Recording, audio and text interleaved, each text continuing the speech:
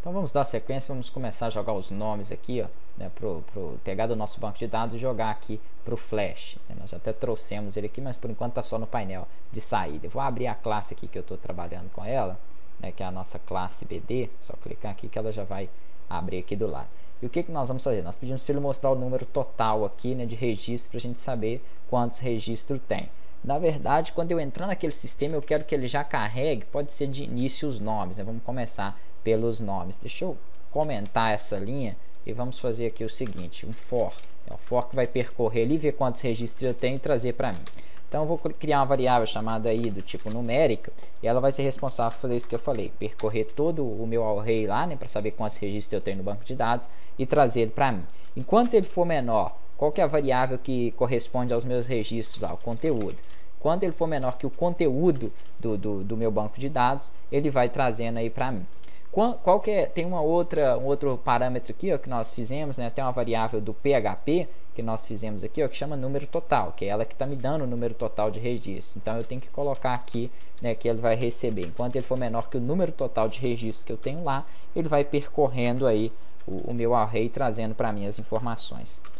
Quero que ele coloque, né, na caixa de texto. A gente tem aqui uma caixa de texto específica para cada um. Essa primeira aqui chama nomes, então eu quero que ele coloque nessa caixa de texto para mim nomes, né, o valor correspondente aos nomes que ele encontrar naquele array. Então conteúdo.data, os dados daquele conteúdo, e aqui dentro eu passo entre array o parâmetro que eu quero, né, o nome, porque eu tenho aqui, ó, na minha pesquisa, o nome primeiro, a minha variável que eu criei chamada nome, né, que está ali de início. Então eu quero que ele pega ele mais quantos outros registros de nome tiver lá. Então mais i. Ponto e vírgula, Ctrl S para salvar a classe, não esqueçam de salvar a classe, Ctrl Enter.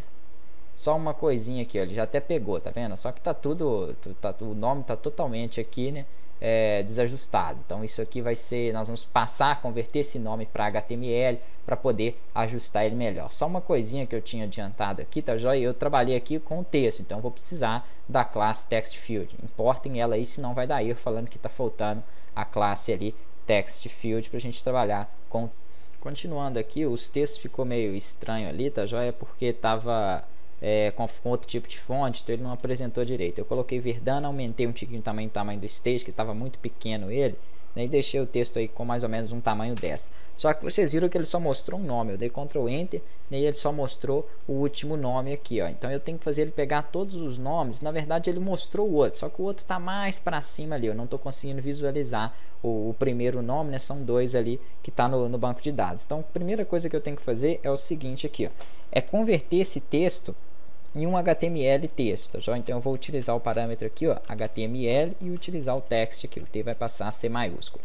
E eu vou incrementar também, né, mais igual aqui, para ele pegando todos os nomes lá. O que mais que eu tenho que fazer? Se eu deixo só assim, ó, o que acaba acontecendo? Deixa eu ver se ele já está apresentando. Ctrl S, Ctrl Enter. Ah lá, já está apresentando, mas aí mostrou o primeiro correto. Está começando a mostrar o segundo, mas primeiro que está tudo em uma linha só. Então, o que eu vou fazer ali? Eu vou mandar ele fazer uma quebra de linha, já que é um HTML, uma das vantagens de converter o texto em HTML é isso. Agora aqui eu posso mandar ele concatenar, né, mais a quebra de linha, que é um BR.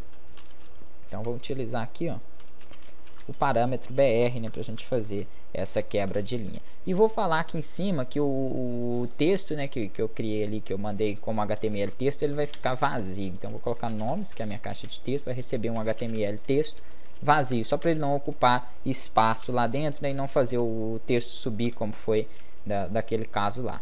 Ctrl S para salvar, Ctrl Enter.